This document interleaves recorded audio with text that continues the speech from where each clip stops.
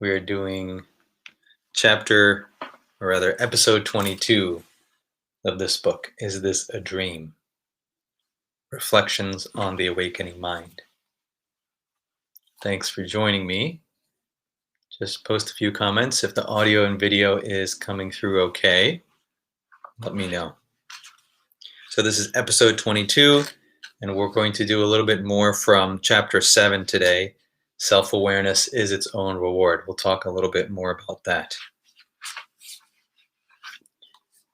So just waiting to see some comments. Let's make sure the audio and video are coming through.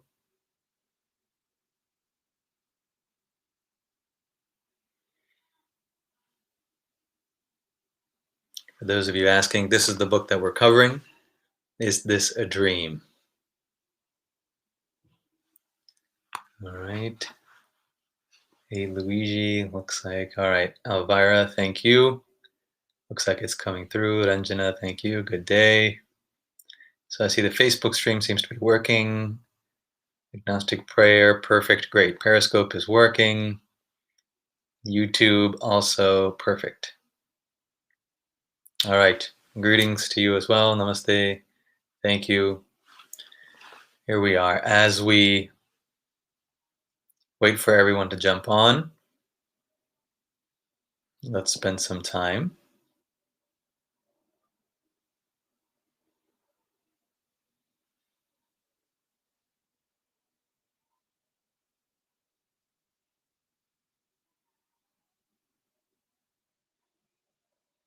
So relax.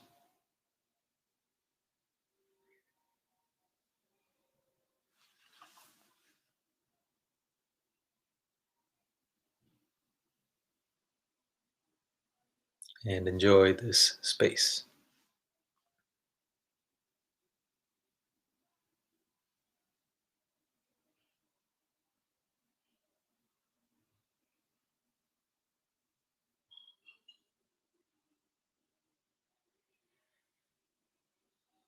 Breathe fully and easily.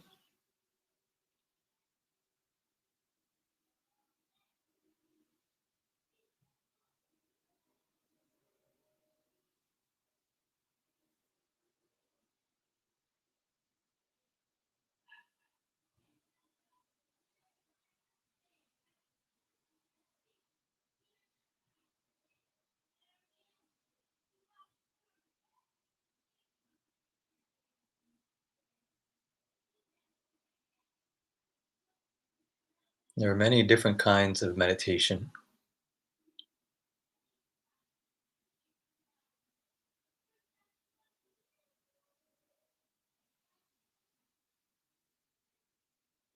That move across ranges of the first, second minds. Sometimes it's meditation with distinct experiences. Sometimes there are less distinct and fewer experiences.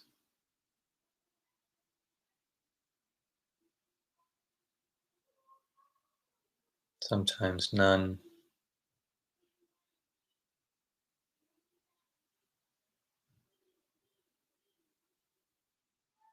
It depends on the chosen range of attention.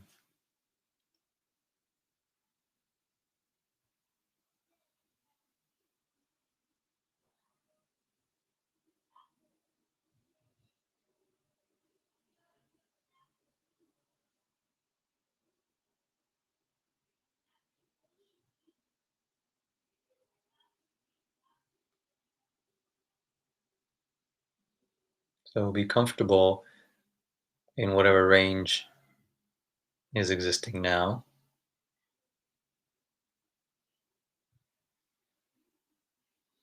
Without having to or needing to change it.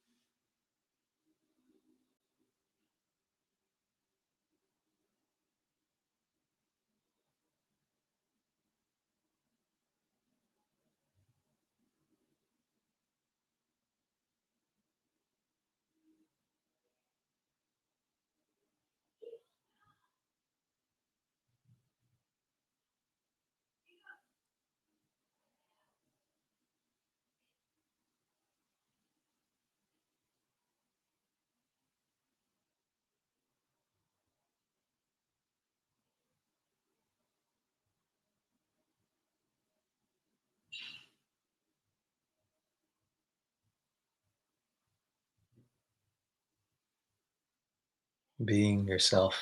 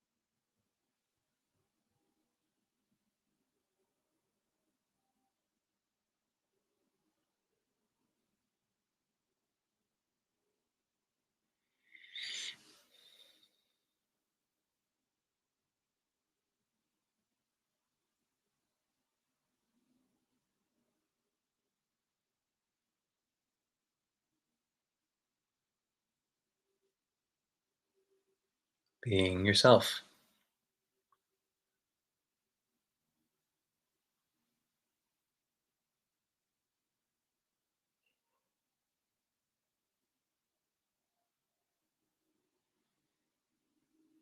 And while we may experience individuality as well,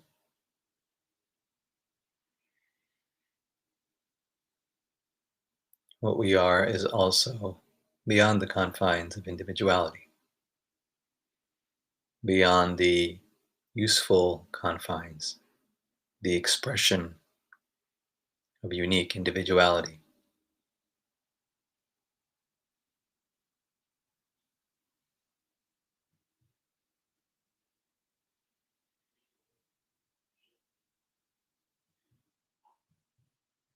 So there is no battle between spiritual ideas, seeing,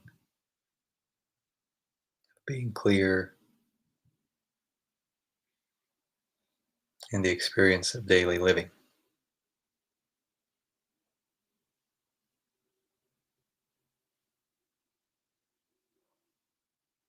We express through the boundaries of the patterns we exhibit.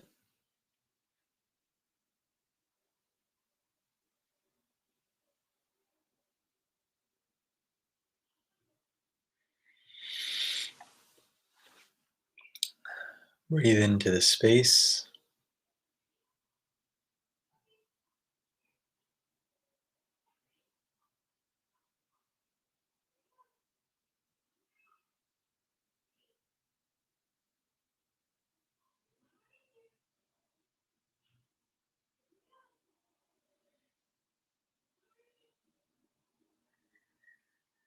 and welcome.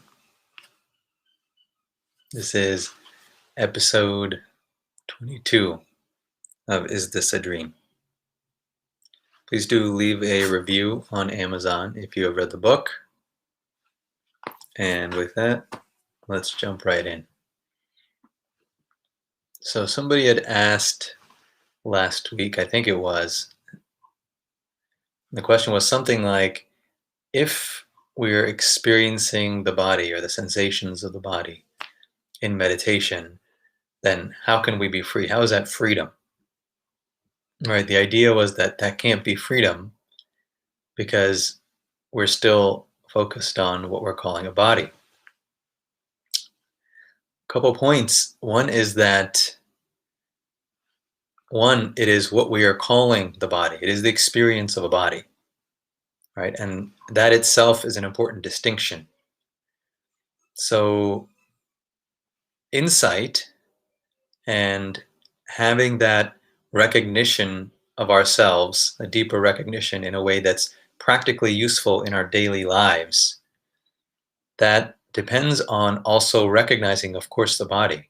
We talked about, I think maybe it's been a couple months, but how in spiritual traditions there can be a statement that, there is only, or there is no body, or there is no mind, there's only this. And that has to be understood in a very particular context, right? We went into detail on that before, so please do check out some of the prior episodes. Now, that is not an a statement that is a standalone by itself, right? Obviously, we have to recognize at least what we are experiencing as the body, what we experience as this world. And so recognizing the sensations that are grouped together as what we experience as body is important, right? What do those sensations feel like? What is the feedback? What is the information that's coming through that, right? It's our way of interfacing.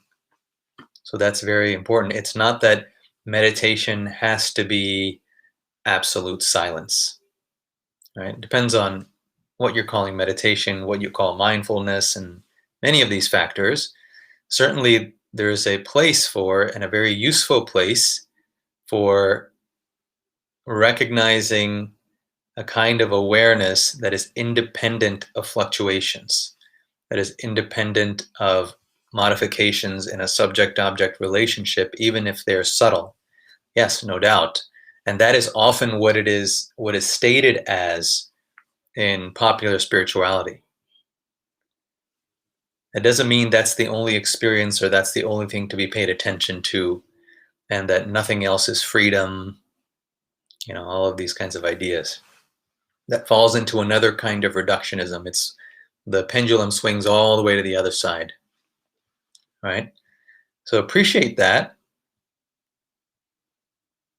which is independent of polarity or independent of polarizing experience, and also appreciate its differentiating, its wafting as this kind of prism of experience, right? With different levels of identity, different experiences of identity, and accordingly, different levels and experiences of what we call the world. If you're on Instagram or Twitter, I put up a post today about this, about consciousness and how it differentiates as the world. What is the world that we speak of? What is it constituted of? How is it stitched together? I made a sketch and put it up there. Let me see if I can find it actually.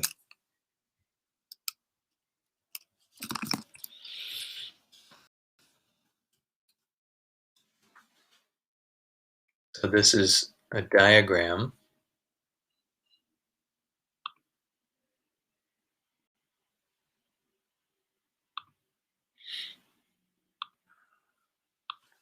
All right, I found it.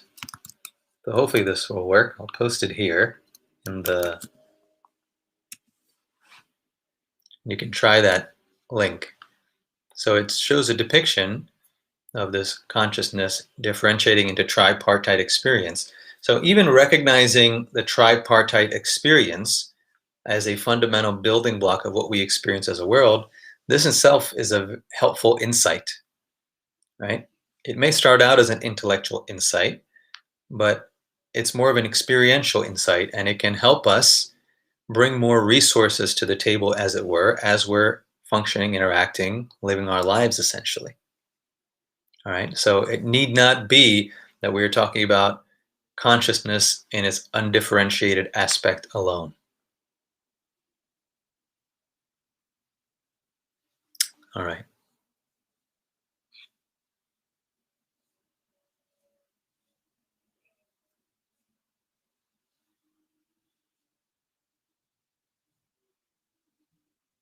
So let's get to the other questions. So some important questions today. One was about psychosis. So what's the connection between psychosis and boundaries of perception that are widening, changing time, intensity of perception? So it's an important question because essentially I went to the National Institutes of Mental Health website, part of the NIH, the National Institutes of Health. And they said the word psychosis is used to describe conditions that affect the mind where there has been some loss of contact with reality. So it's kind of an approximate, a useful definition of psychosis. So where there's a loss of contact with reality. Now, a lot of what we're talking about here is questioning what reality is, the boundaries of perception, changing sense of time, changing sense of identity, and changing perceptions. right? So what's the relationship here?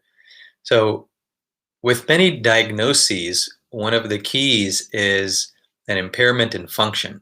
So it's not just that a person is seeing reality differently, right? What is reality is a fundamental question of philosophy. So that by itself is not a diagnosis. That by itself is not psychosis. Seeing the world differently, experiencing the world differently, seeing different ranges of it, depths of it, interpreting it differently, right? Having a different storyline. This is an independent aspect of life, or we would say a fundamental aspect of life, what many of the wisdom traditions describe as the natural progression of the mind. If the mind is allowed to move on, it will begin to question many of these fundamental stories in society. Now, when that is given a label that is called psychosis, is when there is no understanding of the common perspective and there's no relatability to the more common perspective, right? And thereby causing suffering. So these two elements are key, where there's some element of suffering and there is a lack of relatability to the common perspective. So what we're doing here now, in fact, most of what I do in communicating is relating different worlds or relating different realities, right? Connecting these realities because in our society there's not enough of a translating story such that many different ways of experiencing ourselves and experiencing the world, which are considered essential to the growth of human being in many cultures, those ways are not appreciated or recognized in kind of the modern popular culture, right? So if we can build more bridges between the common stories, commonly talked about identities, common perceptions, common senses of time, and other kinds of these experiences, if we can build a bridge and translate, and if that translation is also entertained as part of the mind, then the likelihood that an experience will be labeled or treated as psychosis is much less, right? Because sometimes the suffering can be due to a lack of translation, right? A lack of relatability. So it's not that we have to be like others, but having the like to be in a society essentially means agreeing to certain rules, right? Me being in a society with others is helpful to myself and helpful to others, right? But when it becomes the case that a certain set of society does not understand, does not appreciate another set of values, then we can talk about psychosis. And this can go both ways, right? This is a long and deep conversation. But the essential factors are these two: suffering and the inability to relate to other interpretations of reality. Right? So let's see.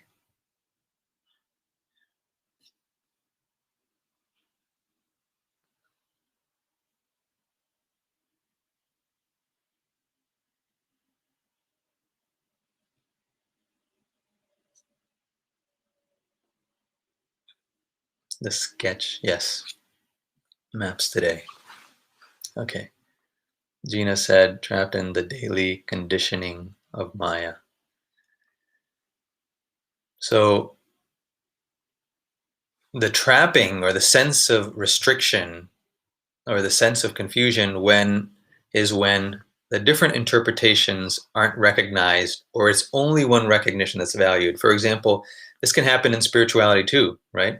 So if there's a comment that, how can a person experience openness or freedom or insight if there is experience of the body? This is kind of another kind of reality check, saying that just this reality should be freedom or should be insight where there's no experience of this. Another person says, no, it's just the body. We are only the body. It's another reality check. But the ability to understand where these experiences come from, that it's only one, only the other.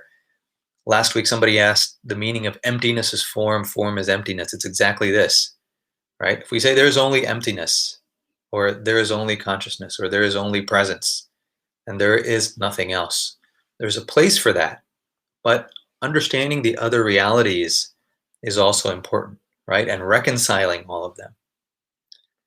So this is what we're doing here is bridging different realities so that each one understands the other. It's not that one is inherently preferred, but where there is more insight, those realities in which there's more insight, those realities which have a place for all the others in an open way and that is accepting of them in their own way, those generally confer a greater sense of openness, open-heartedness, insight, and ease. All right.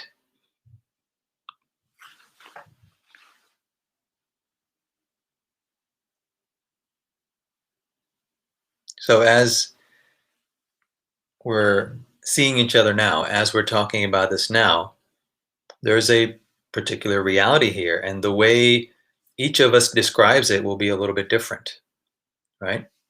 And it could be vastly different depending on how we describe it. And yet, we can try to find a common language, either verbal or nonverbal, in holding these multiple realities together. This is why we start and end now with silence, so that there is a space that can hold all realities. And that space is also what reconciles all realities. All realities, all perceptions, all stories occur within some awareness, right? And that awareness itself is not a particular perception in any way.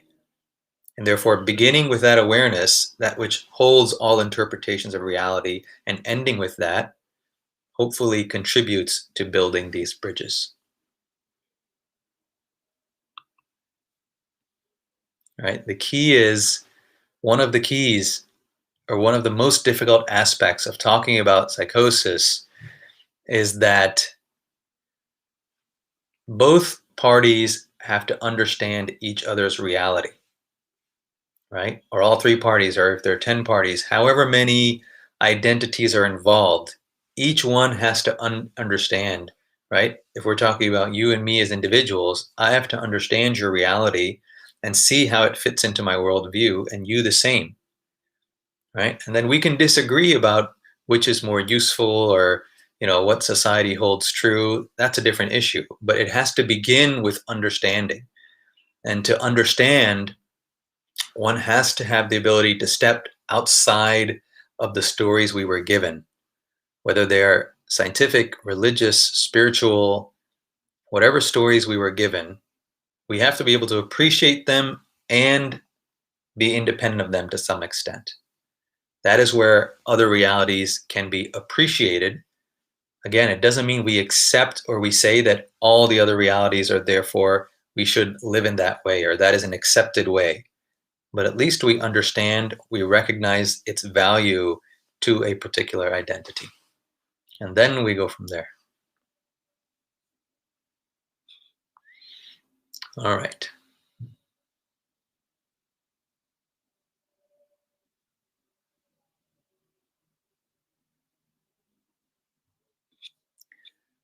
So I think this is with relation to time. We've been talking about time. There's another post, actually, I think from yesterday on Instagram and Twitter about time. You can check that one out too, where we talk about time as nested loops. So this question was, other than the moment we're experiencing, is everything simply a thought process? Right? Other than the moment we're experiencing, is everything simply a thought process? So the implication here is that, or the question is, well, this is one kind of experience that we're having now, and that everything else, like what we may consider past or future or anything else, is quote unquote simply a thought process. And what I would suggest is see if you can recognize how essentially there need not be a difference between what we're experiencing now and what we call a thought process. In other words, if we recognize that all that we perceive and which we call physical is perceptual in nature, right? If you look at that, the image that I drew, that I posted here, it shows the world as a collection of experiences, right? The experience of touch, smell, taste, and all these.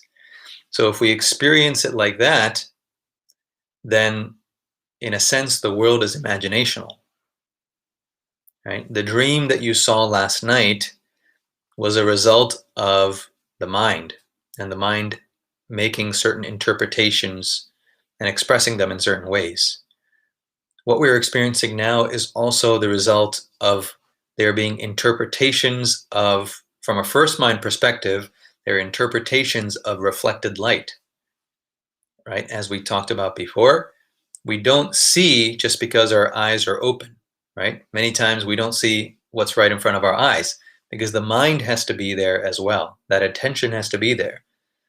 And it is only when that attention is there that that interpretive process happens so that we experience it on the screen of the mind. So the imaginational nature of this and the imaginational nature of what we might call memory or what we might call a daydream or a dream, that quality is the same. Now, we're not going to go to detail about the comprehensiveness of that and how much that quality permeates what we call experience or modes and vividness of experience. But at least we can appreciate that there is a quality of imagination in what we are seeing now, and certainly in dreams and daydreams, right? So it's not that everything else is simply thought. We're not negating or relegating that experience in some way. Many times in spirituality, people will say there is only now. In fact, in that in yesterday's diagram about time, in that post, the paper itself is marked as now. So there is only now does not actually suggest that the past is not important or there is no past or there is no future. It is simply that what we label as past and future is also now. So the past and future are included in now. We're not saying, I'm not going to think about the past. I'm not going to think about the future. I'm never going to plan for anything. I'm never going to consider what happened. Those are misinterpretations. But rather, it's seeing that whatever it is that we're experiencing, part of that is what is being labeled as past, interpreted as past, rather than looking at it directly and recognizing it as an experience now, right? So in that sense, I would not say that other than this moment, everything else is a thought process. I would say that essentially this moment and all experiences are imaginational, and that does not mean we're making them up. It does not mean they're real. Many times it's difficult to hold these two ideas in together because in our society, because of the materialist bent, physicality is considered real and imagination is considered unreal. Imagination is a problem, right? Like she's always in her head or she's always imagining or she's always, it seems to suggest an unreality as opposed to the physical reality. But I'm saying that imagination, if we look at it closely, it actually permeates what we experience as physical reality as well. And therefore, there is no fundamental difference, although we can create useful functional differences, right, in terms of how we direct our attention, how we apply our attention.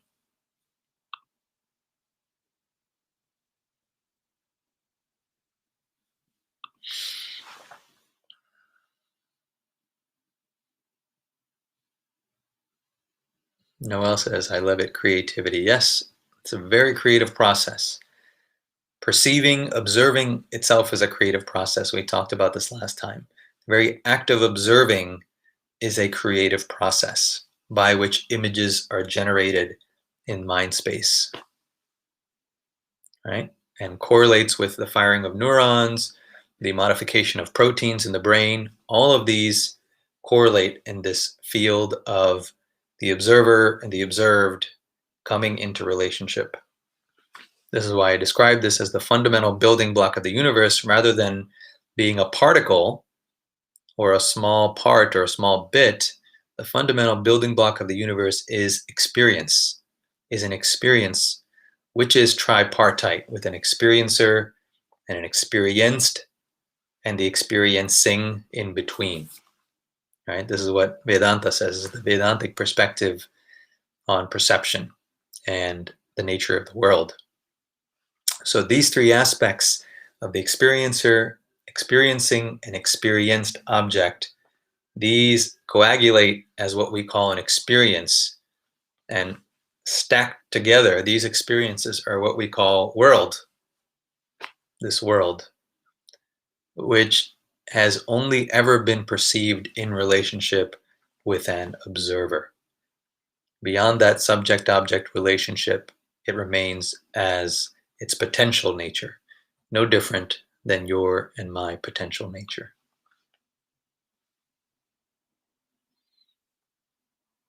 So we've covered a lot between psychosis and this. So let's take a moment and come back to this space.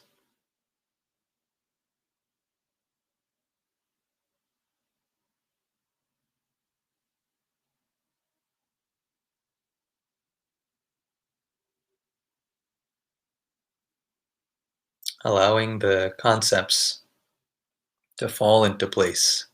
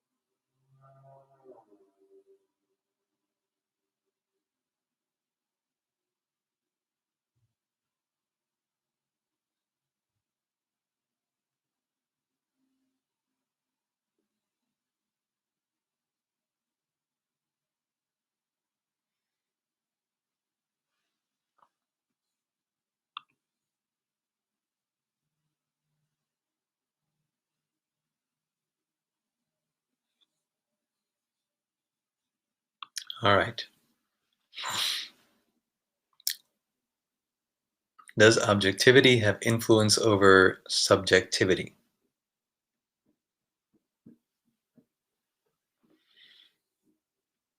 So we can look at objectivity two ways, right? So there's a camera in front of me. Is the camera objectively there? So the answer to that would be generally yes, the camera is objectively there. And how do we know this? Well, because we see it, right? But when we say we see it, there are a lot of implications. It sounds like such a simple sentence. We see it, right? There's a lot of implications. One is that for it to be objectively true, probably many people would have to attest to this, right? If one person says, yes, it's there, another person says, no, it's not, it's hard to know. Now, 10 people say, yes, it's there, 1% says, no, it's not, it's much more likely to be what we call true. But when we say, I see it, that I, what is the nature of that I, right? I is such a forgotten word in our society. What is the nature of that I, right? Is it localized? To what extent is it localized? Through what medium does it perceive, right? Many different questions about that I. And that it, I see it. What is the it that we're referring to? Are we referring to the result of the human perceptual system? Are we referring to that which is prior to interpretation?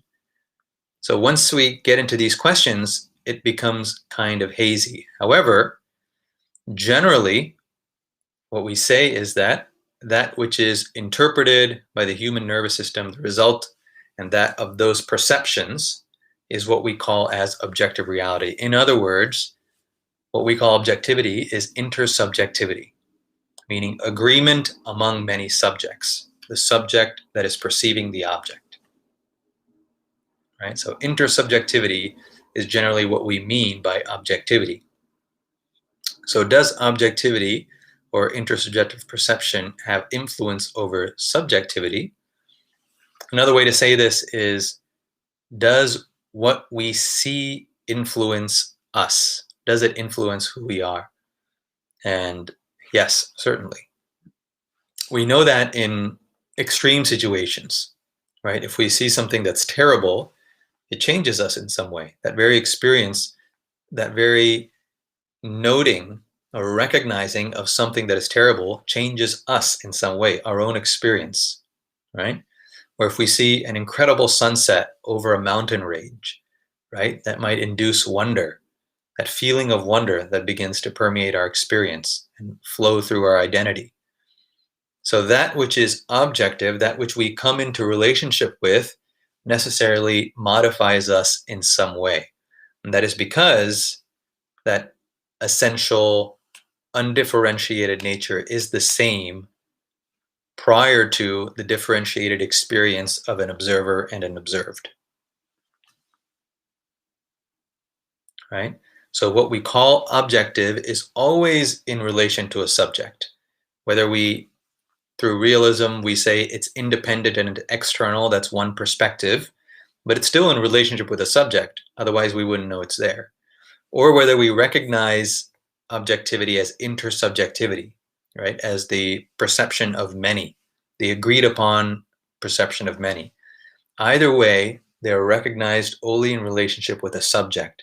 And therefore, that subject is naturally influencing what they're seeing because our own perceptual mechanisms reveal to us, in accordance with their own function, what is actually here. So the very process of us looking is modifying what is being seen, but it also works the other way, where what it is that is being seen then influences us in some way, right? So it's a bidirectional relationship between subject and object.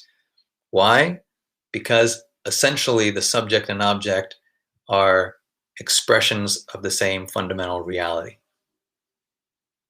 right? And so if that's the case, then naturally there will be a dance between the two, right? You can see it. If you go closer to something, it magnifies. If you move away from something, it shrinks.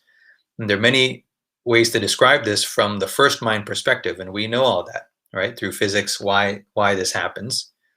But from a second mind perspective, what is rendered on the screen of the mind is relative to the nature of the perceiving subject, and what is rendered itself influences the perceiving subject.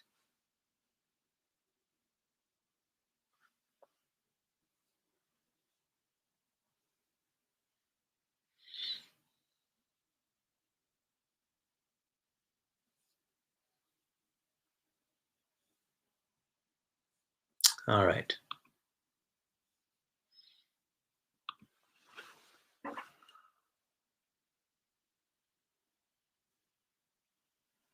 What is the difference between loneliness and aloneness?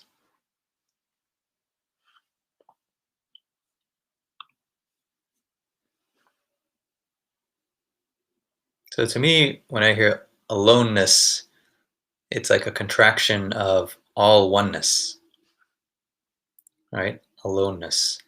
Loneliness is more suggestive of that first mind distinction of separation without the feeling of connection, right? Because being alone can also be wonderful, right? If it's lonely, that connotation is there, that a sense of connection is missing. But one can be alone and still have a tremendous sense of connection.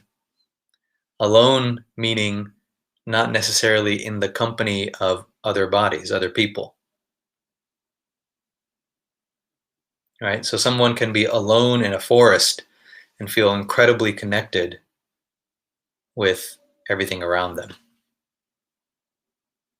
right? Someone can be alone in a small room with no furniture and limited lighting, and still there can be a connection beyond the interpretation of physicality, right? But when that sense of connection isn't there, then that becomes a kind of loneliness, that kind of being walled in, right? Within the particular sense of identity and not being able to reach out, so to speak.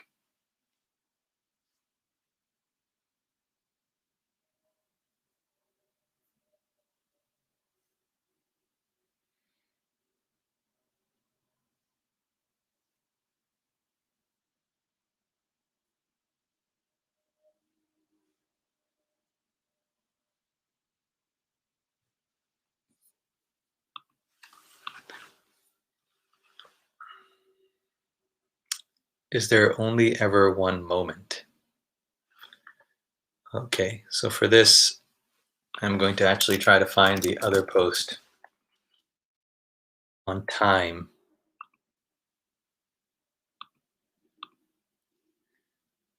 Let me see, where is that post on time? Okay, here it is.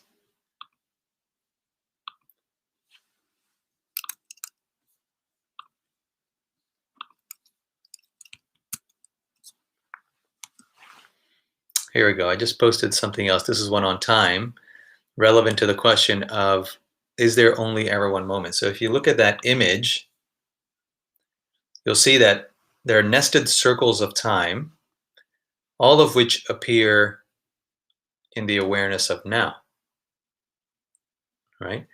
And if our awareness tracks along one of those circles from a beginning point to an ending point, then you'll see that what we experience is linearity, right? That progression.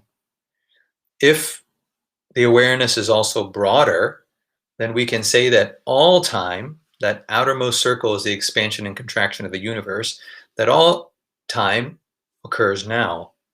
And within nested cycles, there are degrees of linearity. For example, the birth and death of Earth, right? The creation and destruction of Earth, or the different epochs, or a millennium, or a day. All of these are related to the movements of the planets, and all of them occur in that broader now. So in this sense, that now can be called a moment or the moment, right? In which, in this broader moment, when we affix our attention on a particular starting point, on a particular experience of the change of vividness, when we say, yes, this particular combination of vividness is where I'm starting my attention, and here's where I end it, that's where we experience a discrete event. And we call that a linear event in time. And that's often what's referred to as a moment, right? But in that case, if that's a moment, then there are infinite moments because vividness is always changing. What is appearing and disappearing is always changing. What is being rendered on the screen of the mind is always changing, right? So there are infinite moments. As we step beyond to that second mind perspective, that second mind which self-modifies itself as distinction, as concentrations of vividness, and affixes attention to particular segments of those differential experiences of vividness, that is what we call the broader moment, that second mind, in which there is one moment. That is that unity in which the multiplicity, or against which the multiplicity moves. Or from the other perspective, this is the multiplicity against which unity is recognized, right? We can see it from both perspectives. So the moment that is the second mind is the only moment, right? That's one perspective. The other perspective is life is made up of infinite moments, infinite segments, right? Which are nothing but the diffraction through the prism of the singular, of the first mind, of this unitary second mind moment.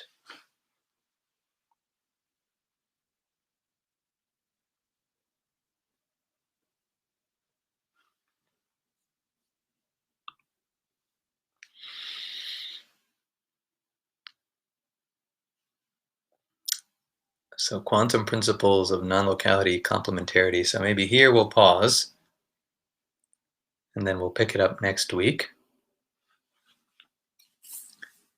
Let me read a little bit from this chapter. Self-awareness is its own reward. We're on chapter 7 of Is This a Dream?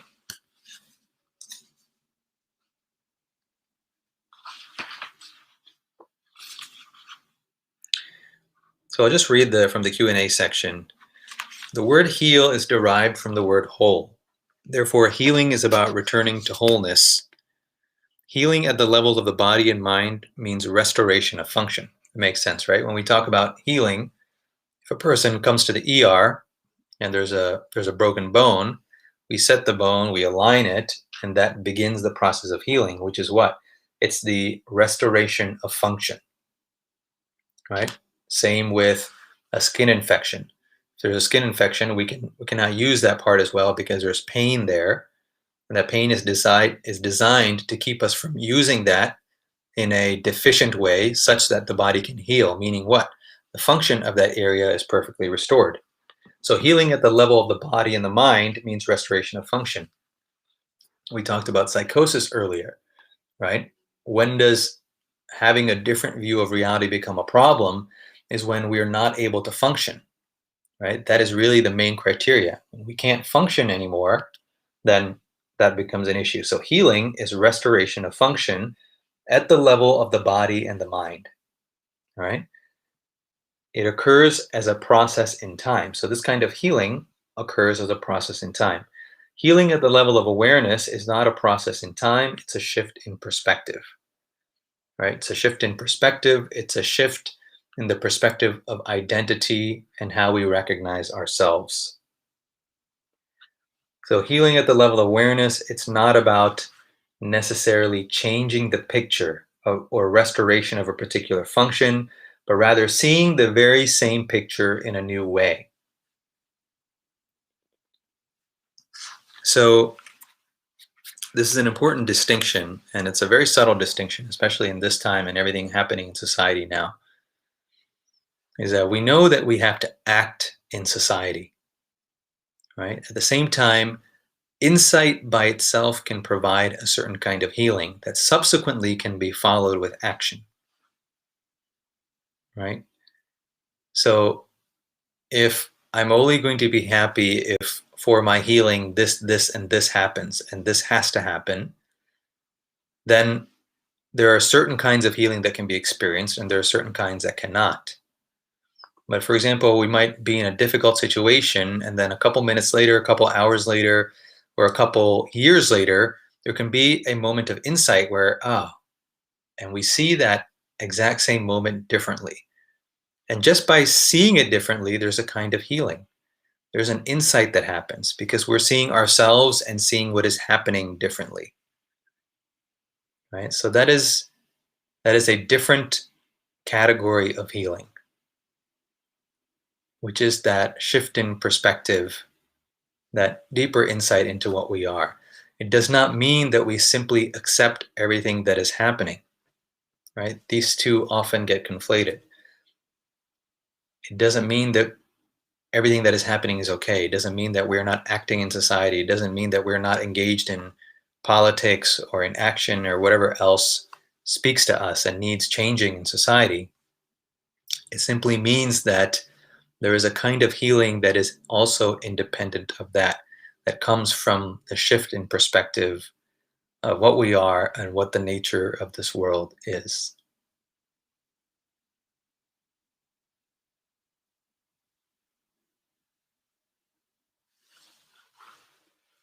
So let's take a couple moments here.